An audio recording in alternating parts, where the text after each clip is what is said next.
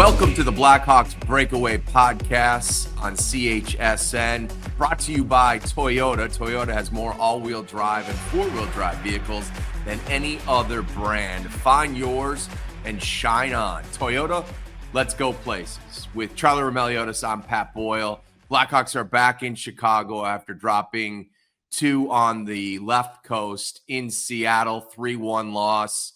Saturday night in Vancouver, 4-1. Both tight games, empty netters late in both. Offense is still struggling. Last 5 games, each regulation is only provided 1 goal for the Blackhawks. And the story or subplot in Saturday's game was that Taylor Hall was a healthy scratch for the first time this season. And just initially, your thoughts on seeing that on Saturday as you prepared to do your pregame show? Yeah, a little bit surprised by it. But then I was kind of looking at some of the forwards that have been healthy scratched by the Blackhawks this season. And it's basically everyone but the top guys.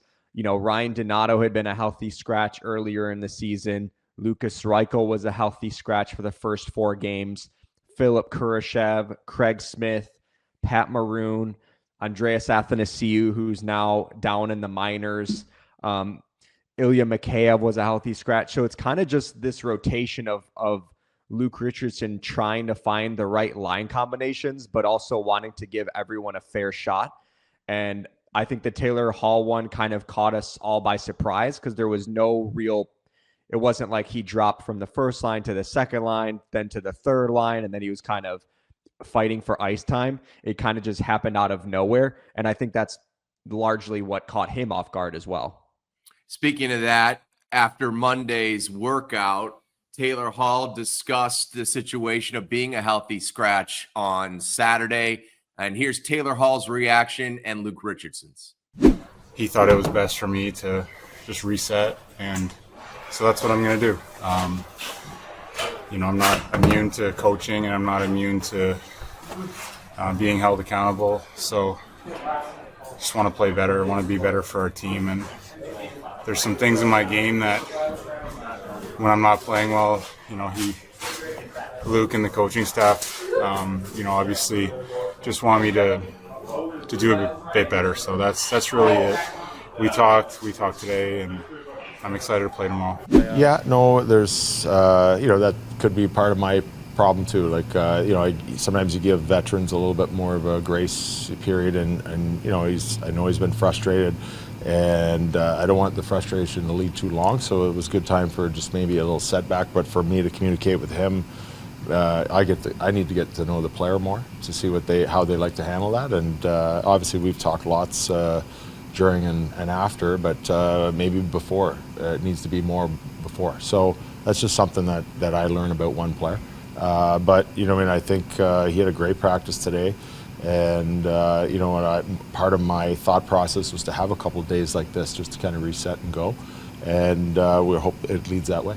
Do you feel like you two are on the same page now? Healthy conversation? No, he was great today. He was great, and he's all in about being better for himself and for the team, and that's all a coach can ask for. So he's always been great like that. And I know nobody likes to get sat out or miss a game, no matter what the circumstances are. But for him, he's also a guy that's missed 8 or 9 months of playing games, and he's used to being at a high level. He holds himself there, and we think of him as that. So we're just trying to figure out a way to get him back there.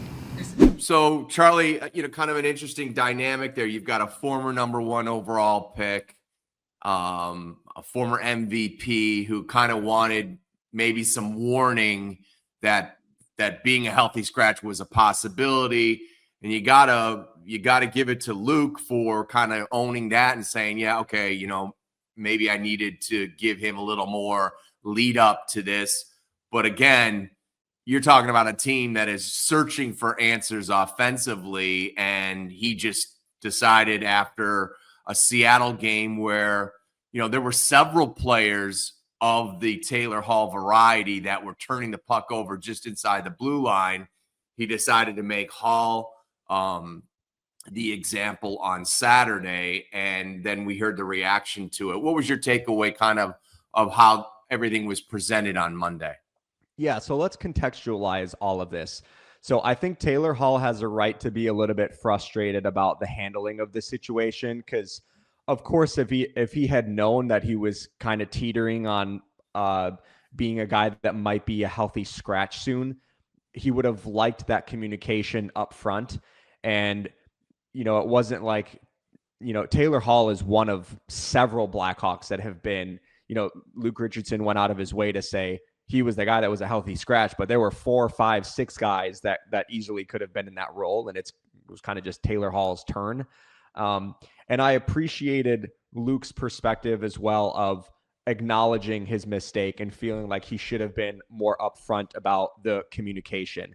At the same time, Luke Richardson probably is kind of not into the feelings business of how is this going to make him feel, how is it going to make him feel. Just with any healthy scratch, whether it was Kurashev or Reichel, it kind of just happened out of the blue, right? And so here's what I will say, and I know Luke is going to get dragged in the mud a little bit by the fan base who are just kind of looking for a reason to blame someone.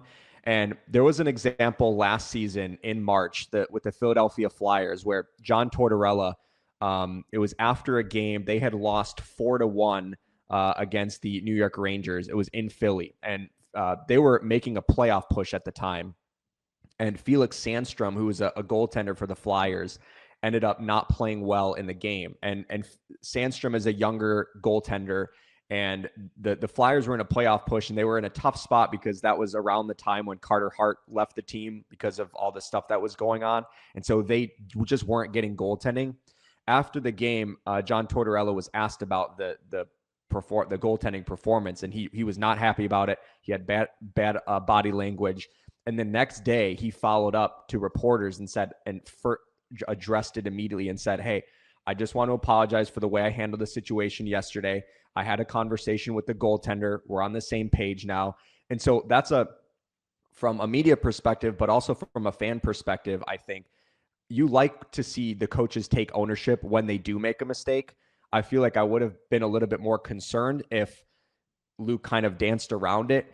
And I will say this too, when Taylor Hall was a healthy scratch, after when Luke was explaining the decision, he didn't make it a big deal. He kind of teetered the line of performance-based, but also he's coming off the ACL injury. We want to get him some work. So this wasn't Luke going to the media and saying Taylor needs to be better. He hasn't performed the way we wanted to, and throwing him under the bus. I think Luke acknowledging his mistake of needing to communicate a little bit better with that to a veteran like Taylor Hall beforehand, I appreciated from a perspective. And I think fans should too, even if they feel differently about how Luke Richardson has kind of handled it all this season. Yeah, and I wonder if the schedule played a little bit into this. They played the game in Seattle on Thursday night. They traveled to Vancouver that night after the game, and then they were off on Friday, no practice. Usually the coaching staff, Luke, would make a decision on that Friday or the day before, like, okay, we're going to sit Taylor, and he wouldn't be wouldn't have a line. He'd be the odd man out, so to speak. And he would be told about that, obviously, the difficult conversation before practice on Friday. They didn't have that. Now, again, they're at the hotel. There's other opportunities. And you certainly, for a veteran of his ilk, you go out of your way to, give them a warning or heads up. You do them a solid, show them respect. So, maybe Taylor expected that on Friday if that's what was going to happen on Saturday. Instead, he found out at morning skate on Saturday. So I'm wondering if the logistics of the schedule played a role in this. At the end of the day, this is just a byproduct of a team that's not scoring, and it's bottom of the league in all the major offensive metrics.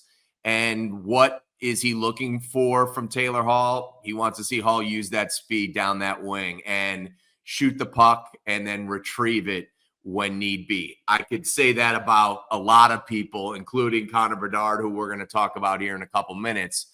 But I think this is you make a good point. Like, people are looking for reasons to blame. As you take a step back, and you try to like look for answers. At least I was thinking about, how do you get out of this? They've tried every line combination. It's pretty much been a blender the entire year. There's really not any answers that pop off the page down in Rockford. I think this is a byproduct of just a rebuild being really tough. You can still acquire players like Connor Bedard with the first overall pick, and you can try to add veterans like Teuvo Teravainen and Tyler Bertuzzi, and think that is going to upgrade your team. But at the end of the day, this is a lengthy process, and the immediate answers are not out there. They really are still in Rockford, in juniors. They might even still be in the draft we're coming up on, next year's draft, or even the free agent market down the road. For sure. And I shared this on the post-game show the other night too, because I was starting to get questions about Luke Richardson's job security. And even after this Taylor Hall situation, fans were already jumping to the conclusion, oh, he's lost the locker room. And it's like, man, that's such a stretch of I shake my head because, again, it's fans that are waiting for that opportunity to just kind of feel like, oh, Luke is the fall guy. But I bring this example up, and I was going through this kind of in real time doing the post-game show the other night about the Blackhawks roster last season. And a lot of the guys the Blackhawks had last year were borderline NHL players playing big minutes for the Blackhawks. And think about this list. So Jared Tenorti, Jacob Megna, Reese Johnson, Mackenzie Entwistle, all four of those players are playing in the AHL right now. They have not played an NHL game this season. Tyler Johnson, who was playing top 6 minutes for the Blackhawks last year, hopped on Boston on a PTO. He actually just recently signed with the Bruins on a 1-year veteran minimum deal with Boston. So he didn't even have a role with Boston at all for the first month of the season. Colin Blackwell signed on day 2 of free agency with the Dallas Stars, league minimum. Taylor Radish, a top 9 player for the Blackhawks last year, signed a $1 million contract with the Washington Capitals. And then Nikita Zaitsev is now in the KHL. And Rem Pitlick, who played a few games for the Blackhawks last year, hadn't even sniffed any AHL or NHL time this season. So a lot of the players last year that the Blackhawks had were borderline NHL players. And so you see the additions the Blackhawks made this year: Tyler Bertuzzi, Teuvo Teravainen, Pat Maroon, Craig Smith, Ilya Mikheyev. You look at those, you're like, wow, those are significant upgrades from the roster last year. But if you put the Blackhawks roster this year relative to the other NHL teams, it's like the Hawks have finally caught up to like a respectable NHL team. And we brought this example up. I think it was one of the first podcasts we've done, but when on the season debut of the Every Shift episode by the Blackhawks, in episode 1, at the very end of the episode, you have Luke Richardson, the coaching staff, Kyle Davidson, associate GM, Norm McIver. They're all in this room getting ready to project the opening night roster, and they're looking at this whiteboard. And Norm McIver, the associate general manager, is looking at the whiteboard, and this was his quote: "Where are the goals going to come from this year? If we want to be competitive, we got to significantly increase our goal production." And he's clicking a pen and he's laughing like, we still need a significant upgrade in goal production before the Hawks had even hit the ice for the opening night. So that's why when people say, oh, Luke Richardson, he's his job security, his seat should be getting warm, he doesn't even have the players yet offensively to compete with some of these teams. So in some ways, I look at how competitive the Blackhawks have been in most games this season, and I'm like, that's impressive. But you look at some of the top players that aren't performing by the Blackhawks: Connor Bedard, Teravainen has slowed up, Tyler Bertuzzi. And so if Vancouver, like I see Elias Pettersson, he hasn't been producing for Vancouver. He's their top guy. But when Connor Bedard or Teuvo Teravainen aren't producing in Chicago, they don't have any depth that could really withstand I know it's a long-winded answer, but I'm trying to contextualize where the Blackhawks are at in the rebuild, because it's not like they went into this season with playoff type expectations and they're significantly underperforming. Right. They've gotten better defensively. They're just having a hard time scoring goals, which they predicted before they even hit the ice for opening night roster.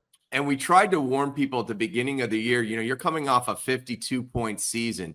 A huge step in the standings would be 25 points. That would be huge. And that would still put you 20 points at least out of the final playoff spot. So even if they made a big jump in points, which would have been around 25 or so, they still would have fallen 20 points out of the final wild card spot. So when you put it into perspective, they said that they wanted to make the next step and winning is now a priority and moral victories aren't acceptable. And that's all fine and good. But the reality of the situation was the step that they were going to be able to take or hopefully take was going to be a positive one, but it wasn't going to be this quantum jump into the playoff picture. For sure.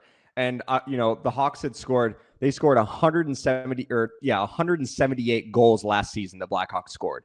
Let's just say they scored 40 more goals this year compared to last year to put them out. It'd be 228 or 218 or whatever. That would still be fifth worst in the NHL last year. So even 40 extra goals is a significant increase in offensive production, and it still puts you in the bottom 5 of the NHL. So again, I think we have to put into perspective the expectations going into this team.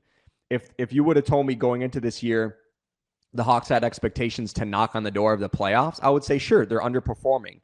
But we all agreed, we did this season preview podcast, and we were thinking like 72-ish points as a leap. And so they're kind of like on a pace to get near that. And so they're kind of performing to some expectations, maybe a little bit underperforming. But it's the top guys that are having a hard time producing, which I'm not overly concerned about with Connor Bedard specifically. And once they do break out of that offensive slump, I feel like they're going to get back to the level that we thought we were going to see from them. And I think a lot of the issues stem from a lack of depth at the center position. And we're going to tell you the lines that were at practice on Monday. Usually we will see those the following night, their next game Tuesday against Anaheim at the United Center. So Connor Bedard was moved to left wing. Jason Dickinson, who's been a staple and the most consistent center on this team, on the third line, he's going to center the Bedard line with Joey Anderson on the right. Taylor Hall's going to draw back in after the healthy scratch. He's going to play the left wing on the second line with Donato at center, Mikheyev on the right side. Your third line now is going to be Kurashev, the captain Nick Foligno, and Teuvo Teravainen. And then it looks like the fourth line will be Bertuzzi, Reichel, Smith, with Maroon being the odd man out. So, when you look at this situation, don't you think a lot of it stems from, not having a solidified, let's just say, top 3 centers? For sure. And I think that's why they were hoping that Andreas Athanasiou or Frank Nazar or someone would solidify the second line center position, because it would provide a little bit more balance. And, we've kind of beat the face-off thing to death too, but they just cannot win a draw. And so when you're not starting with possession, I think oftentimes the face-off numbers can be a little bit overblown, but at the same time, when you're that bad in the face-off circle, I mean, it does take, like I was watching the Vancouver game, the first 3 face-offs Vancouver took, man, I wrote it down, I don't have it with me, but the first 3 face-offs Vancouver took on the power play, it led to like a minute of offensive zone time. It was like 45 seconds on the second one and 35 seconds on the third one before the puck even cleared the zone. And so those are situational face-offs where you're like, man, it would be nice for the Blackhawks to win those face-offs. But specifically the Hawks' new lineup changes, we could talk about the balance or whatever. This to me is strictly Connor Bedard moving to the wing because we have to get him going. We have to free him up offensively. Let him not think as much. I don't want to say not think as much about the defensive side of the game, but just not about the defensive center type responsibilities, because we've talked about it the last 4 games, 1 shot on goal, 1 shot on goal, 2 shots on goal, 1 shot. I mean, that's 5 shots on goal total in the last 4 games. It's just even the shot attempts have diminished significantly. And so this is a move by the Blackhawks where you're like, put him on a line with Jason Dickinson, who is the most responsible center on this Blackhawks team, and let Connor do what he needs to do. And Joey Anderson can be the puck retrieval guy. So we'll see if it frees up Connor. I think nobody is more driven to want to break out of this slump, the 9-game goal slump, than Connor Bedard. It's gotten to the point, Pat, where I'm like, I'm not even going near Connor until he breaks out of it, because that's how frustrated he is about his offensive production so far. And to that point, let's get into his conversation with Scott Oake on Hockey Night in Canada on After Hours. This was after the 4-1 loss to the Canucks on Saturday night. First of all, I give him all the credit in the world for fulfilling that obligation, because, we knew that they teased that he was going to be the guest. And that's a big deal. Again, people sometimes don't, stateside know what that means. But to be the late night guest with Scott Oake after the nightcap game on Hockey Night in Canada, it's about a 25 minute conversation. The whole country's watching.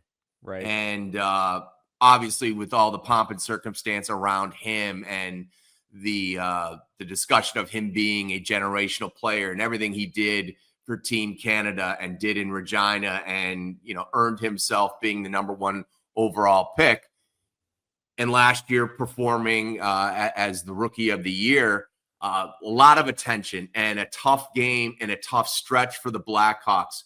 So afterwards, this is the conversation, and I want you to listen to the question that Scott asked Connor. What do you expect from yourself? And listen to what Connor had to say about that.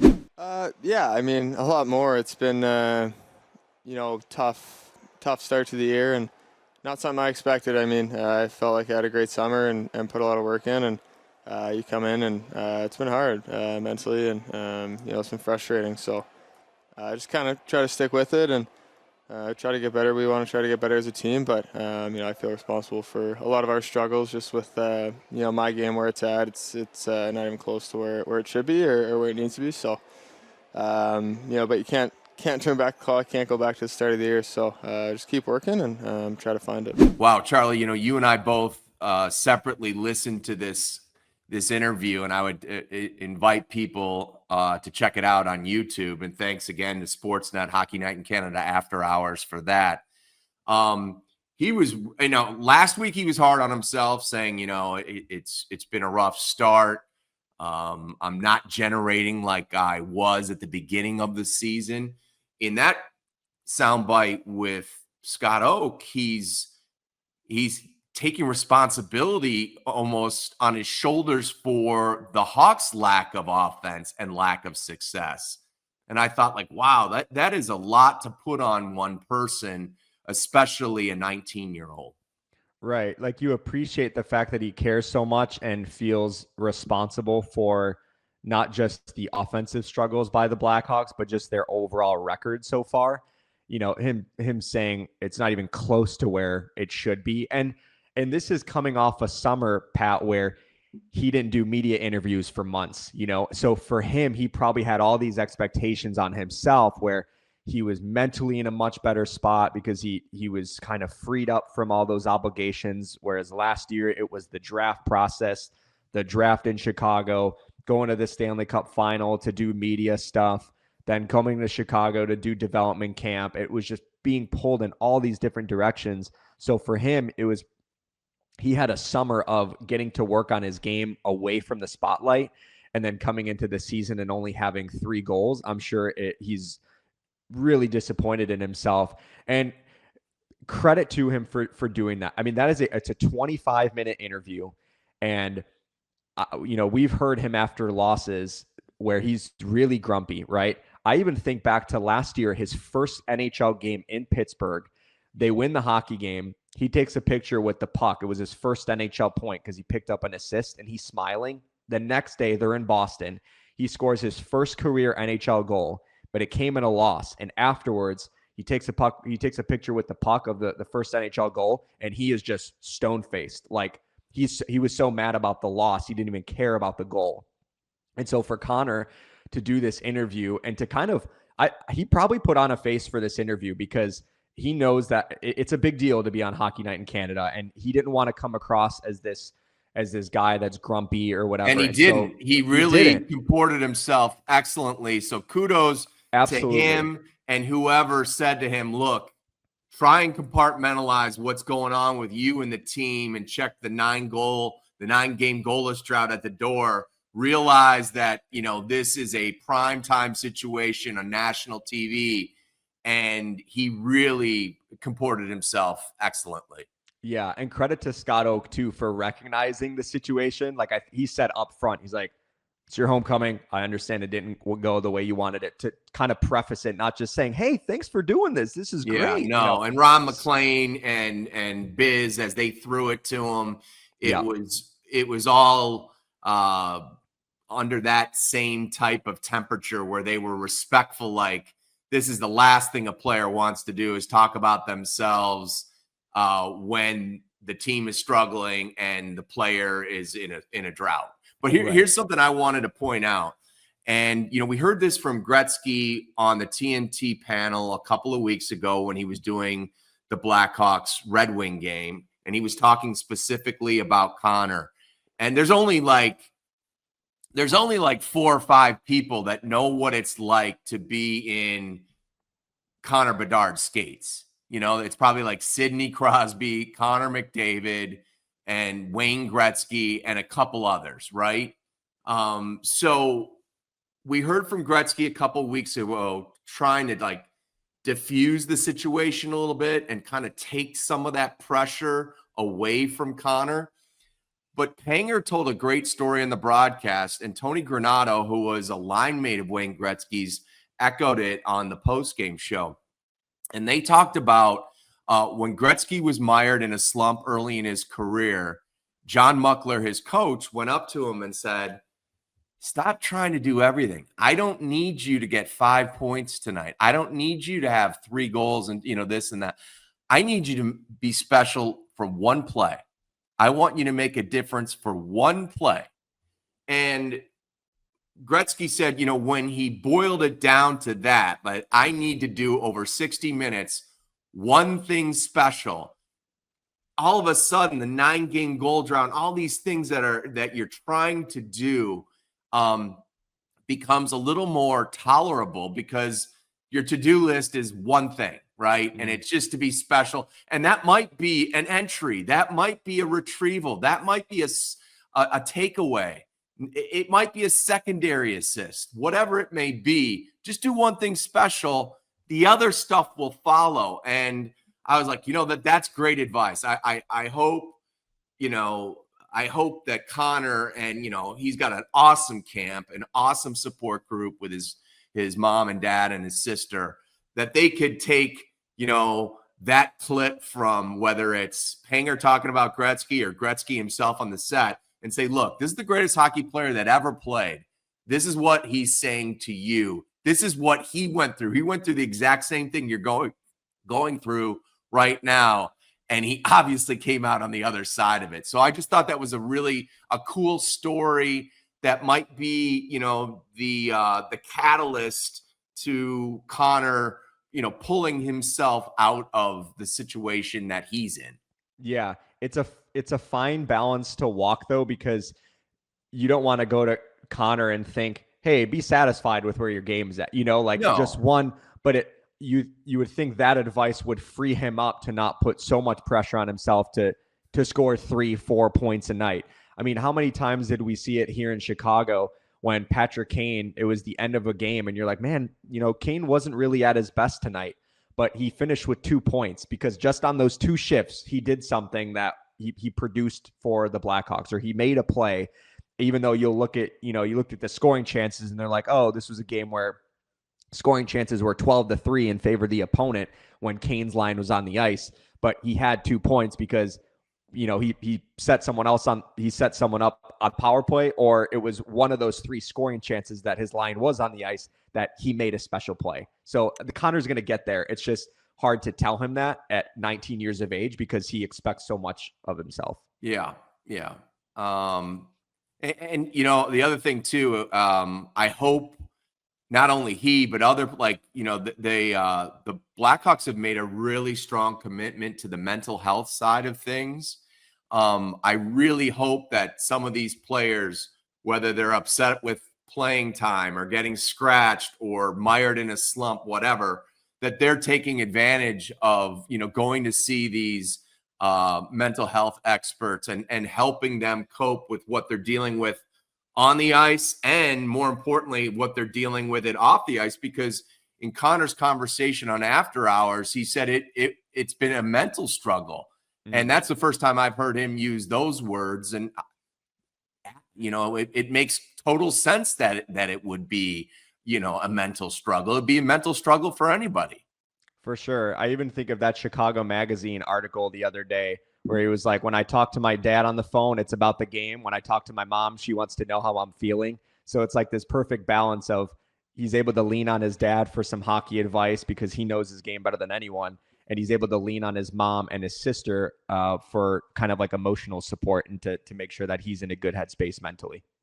So, you know, he talked about his sister Madison on that After Hours interview about, you know, her being, you know, his idol and the person that he looks up to most. It was raw, real. It's Connor at his best, because Connor doesn't like talking about himself. So when he talks about his dad being a log, or what his mom means to him, or his sister Maddie and what she means to him, and how, you know, she makes sure he's crossing his T's and dotting his I's on all the emails he gets, you know, I'm guessing business related matters. I thought that was very cool. I thought it was cool to hear that, you know, he took an Uber home to North Vancouver and slept in his bed Thursday night going into Friday, and just chilled at the house. And I joked on the set on Thursday night. I said, I wonder if he'll go to the spot on the driveway, just next to the driveway, where he's shot thousands and thousands and thousands, probably millions of pucks. And would he do that to find the mojo while he's home? Scott asked him, did you shoot any pucks? And he smiled. He said, yes, I did. I was like, of course you did, Connor. You would have it no other way. I think back to the time too when Patrick Kane, I can't remember what playoffs it was. Patrick Kane was in a fairly significant goal drought in the playoffs. I think it was like 9 or 10 games in a row he hadn't scored. And Kane said, I was going back to some of my old YouTube clips and I was watching highlights of myself because I needed to remind myself of the player that I am. And I'm like, you're Patrick Kane. Like, you struggle with the comp. He reached a point where he was kind of battling confidence issues. And I'm not saying Connor Bedard is battling confidence, but maybe just that psychological doubt is kind of creeps in where, and even the play, the empty netter where he whiffs on the clear or on the dump and attempt. It's like, man, even something like that, I'm sure kind of is just like, man, when it rains, it pours. And so you want to make sure that he's still in a good space or headspace mentally. But I'm sure it probably felt really good for him to just go back home, have a night with the family, away from the spotlight, shoot some pucks in the backyard like he has as a kid and like he did probably all summer.